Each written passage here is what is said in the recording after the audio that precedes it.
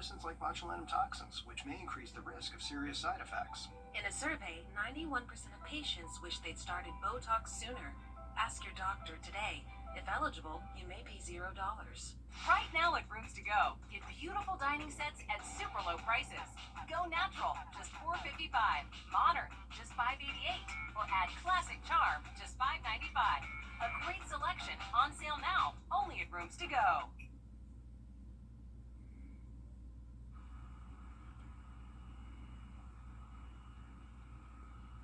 Well, we are going to look at what we can expect throughout the rest of our evening for us.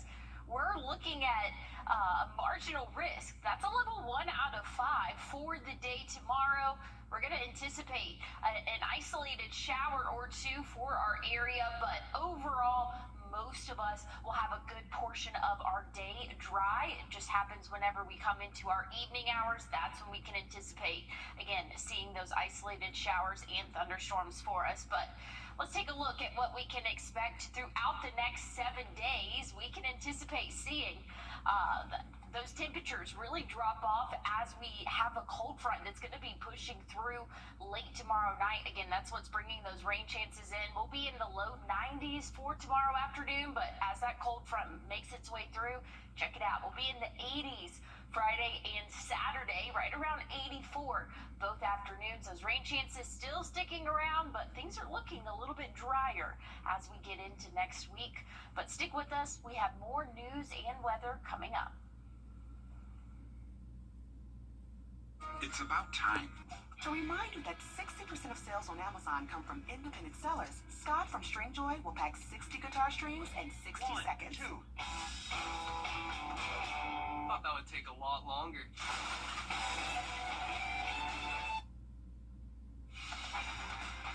Live from Augusta. Breaking news.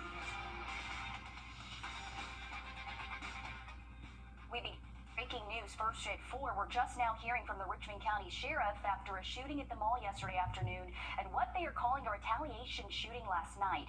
2 teenagers were arrested in that latest shooting. One of the alleged suspects is the brother of the teenager killed at the Augusta Mall. Deputies say 14-year-old Tyentrez Freeman, who is the brother of 17-year-old Devin McClain, who was killed at the mall yesterday, and 15-year-old Wrdw Bailey, both arrested in connection to the shooting on Druid Park Avenue last night. Both Freeman and Bailey are charged as adults with 9 counts of aggravated assault. They are at the Regional Youth Development Center. Thankfully, no one was hurt in that shooting last night, but you can see in this video from the scene there are multiple bullet holes in the home and car. There were 2 adults and 7 kids inside the home during the shooting. Deputies say they later arrested Freeman and Bailey on Wrdw Street. Here's drone video taken today from our Sky 12 drone of the mall where it's business as usual. 17-year-old Devin McClain was shot and killed in the shooting after a fight broke out inside the mall yesterday. The suspect, 16-year-old Tyreek Logan, has warrants obtained for him, charging him with murder as an adult. And of course, we just heard from the Richmond County Sheriff not too long ago giving us the latest on this shooting and the shooting last night, which they are calling a retaliation shooting. Your Will Rio is there at that press conference, and we will hear from him in just a bit and take him live. Much more news ahead as we are tracking some rain tomorrow afternoon. We're going to send things over to your first alert meteorologist, Emily Acton. Emily, how much rain are we talking? We're going to see that chance for scattered showers, maybe even a couple of thunderstorms. We have a marginal risk out for all of our counties here in the CSRA. And again, that is for really the evening hours tomorrow. The first half of the day, not looking bad at all. We're going to warm up into those low 90s for us. But once we hit around 2, 3 p.m., that's when those rain chances will start to increase. That'll last until around 9, 10 p.m. tomorrow night. So bringing us a decent amount of rainfall, not as much as what we can expect Friday, though. More widespread heavy rainfall anticipated Friday as that front, a cold front, that is, so things are looking a little bit cooler, is going to be pushing through our area. Once we get into Saturday, we'll still have a few of those hit or miss showers. Some could be heavy at times. Sunday is looking a lot drier for us before those rain chances will come back into play for the start of next week. And we have a couple of things to talk about in the tropics. We'll get into more details on what we can expect over the next 7 days coming up in your main weather. Thanks, Emily. Your Wrdw is live outside of the sheriff's office. The Richmond County Sheriff just giving us an update on the Augusta Mall shooting that happened yesterday afternoon and what they're calling a retaliation shooting that just happened last night. Will, what new information are we learning? Yes, Zana, Richmond County Sheriff Eugene Brantley holding that press conference, like you said, not too long ago. The sheriff really harping on the fact that this is just a tragedy for our community. You know, you see one dead after that shooting, and then just a few hours later, we see the retaliation shooting right here, actually not too far down the road from the sheriff's office as a result of that shooting at the Augusta Mall. The sheriff talked about how we've been seeing an uptick in gun violence.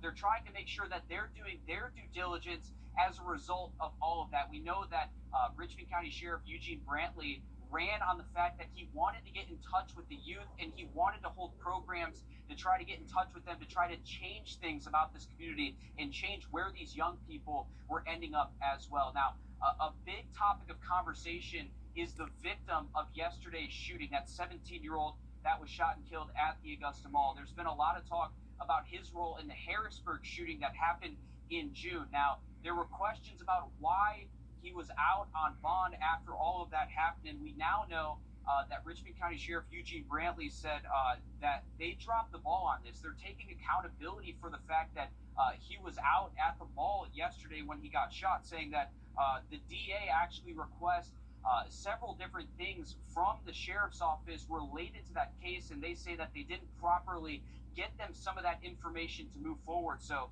that's how the case ended up playing out there.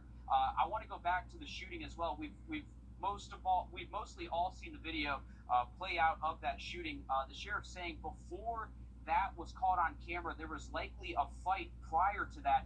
The fight wasn't in that video, so happened before that. They said it's still early on in this investigation. I did ask about any gang ties with any of the suspects or the one suspect involved in this and the victim as well. He said it's early on in that investigation, but some of the individuals that played a part yesterday were involved in the Harrisburg shooting in that neighborhood back in June as well. He says as a society, we just need to do better. Parents need to get more involved in all of this.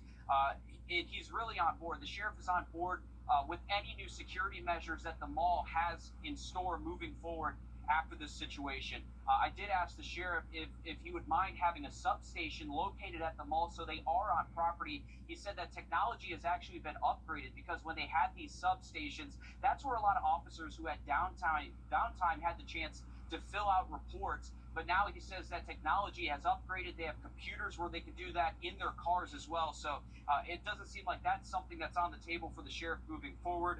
Right now, I do want to go back over the facts. We had to clarify something. In this case, there is only one person who is in custody charged with murder. They brought in a few other suspects, questioned them, and then let them go. So everyone in custody except for the one charged with murder. I had a chance to talk with Lewis Blanchard with the sheriff's office after the press conference happened. A major concern moving forward is retaliation after we already saw one a few hours after that shooting. He did say that Friday night football is going to be something that they're going to focus on. He did say that they are going to add additional security measures to local high schools during those football games this coming Friday. They actually talked with the BOE police chief, and they have laid out their plan for this Friday. So they've gotten together, and they're going to make sure that a lot of these kids and families are safe come Friday. So there's still a lot more to find out with how exactly all of this played out. Obviously, the sheriff's office continuing their investigation, so it's something that we'll stay on top of and have more coming up in the next half hour too, Zaino. Thank you, Will, for that. A lot of information coming out of that press conference. I know that there was also, Will, some talk about safety at the mall, but the sheriff couldn't provide too much details into that because of it being privately owned. Is that correct? Yeah, you're right. There were questions about what the sheriff's office could enforce at the mall, considering it is a private property. He said, look, this is something that's almost out of our hands because they're a private entity. Again, he supported anything that the mall proposes moving forward to try to tighten up security at the Augusta Mall. Okay, Will, thank you for that. We appreciate it. And again, this all just coming out of a press conference that just ended a few minutes ago. We'll continue to follow any new details as the day progresses. This Friday, friends and family will gather to remember a man found dead in downtown Augusta. There will be a candlelight vigil and balloon release for Mario Smith. Smith was found with a head injury earlier this month. The Jesse Norman School of Art says he was always willing to help others in the community. This will be at May Park at 6 p.m. His funeral will be Saturday at 11. New today, the Department of Public Health says there is a confirmed case of human West Nile virus in Richmond County. The health department says it sprayed the area to kill adult mosquitoes and used other ways of preventing it from spreading. Some symptoms you should look out for include high fever, body aches, fatigue, vision loss, and paralysis. Some ways you can prevent it is by using outdoor fans and repair any holes or tears in your window or door screens. You should also call 311 if you see a large amount of mosquitoes. Listen to this. A second black bear was seen in North Augusta this morning. This is pictures of the bear off Exit 5 near I-20. Officers with the North Augusta Department of Public Safety say they received calls about it, but they were unable to locate the bear. This comes after a bear was seen last night on Stevens Creek Road and Clawson Road. We just showed you that picture of that bear. Georgia DNR helped relocate the bear. Coming up on News 12 at 6 o'clock, your Gunter Schroeder spoke with a DNR biologist and a witness about the bears. Just not something we talk about every day. Bears in our area, be careful out there.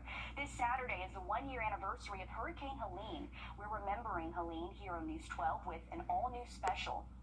We've put together a 30-minute show about the hurricane and its aftermath and how we've all moved forward. You can watch it September 26th and 29th, streaming on WRDW from 3 to 3:30 in the afternoon. Then on September 27th, it's streaming on WRDW from 7:30 to 8 in the morning. You can also catch it on NBC 26